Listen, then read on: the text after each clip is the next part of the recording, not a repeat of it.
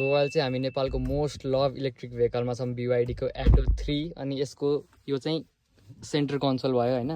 यो चाहिँ complete cockpit बाट इन्स्पायर्ड छ है यस्तो बवाल छ यसको यहाँनिर चाहिँ बटन्सहरु छ फिजिकल बटन्स यहाँनिर मोबाइल होल्डर छ अनि यसको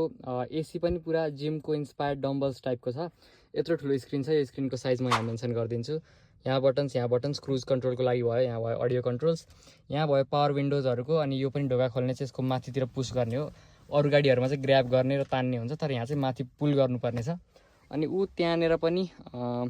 यो गिटारको स्ट्रिङ्स जस्तो छ यतापट्टि पनि यहाँ देखाइदिन्छु म यहाँ यसरी बज्छ यो चाहिँ अनि यो चाहिँ भयो यसको स्टियरिङ व्हील यहाँ एउटा सानो इन्स्ट्रुमेन्ट क्लस्टर छ अनि माथि चाहिँ यसको कम्प्लिट सनरुफ है त गाडी चाहिँ एकदम बवाल छ उ त्यहाँनिर BYD को एटो 1 पनि छ अनि त्यसको पनि यहाँ बारेमा हामी कुरा गर्छौं सो यो चाहिँ यसको सेन्टर कन्सोल हो यो चाहिँ एकदम मोस्ट लभड खालको मलाई चाहिँ यो सबभन्दा बेस्ट लुकिङ लाग्यो यहाँ चाहिँ इन्जिन स्टार्ट स्टपको बटन छ अनि यहाँनिर चाहिँ पार्किङ अनि यहाँ चाहिँ D and R छ यस्तो छ यहाँ यसको गियर लिभर यहाँ चाहिँ यसको बटन छ अनि यसरी पुल गर्ने हो यहाँ दुईटा कप होल्डर अनि यहाँ ट्रेडमिल इन्स्पायर्ड खालको आर्मरेस्ट अनि यहाँ तल नि स्टोरेज स्पेस छ सो यो चाहिँ BYD को एटो 3 है त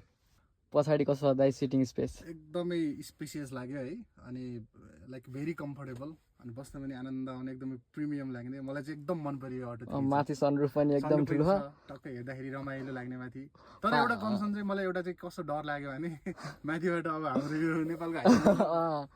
पाहाडबाट ढुङ्गाहरू इँटाहरू खस्छ नि त ढुङ्गाहरू खस्छ नि त माथि त्यसमा चाहिँ अलिकति सेफ्टी कन्सर्न चाहिँ हुन्छ तर यसको पनि केही चाहिँ होला त्यो स्ट्यान्डर्ड्सहरु त्यो आर्मरेस्ट पनि तान्नु न दाइ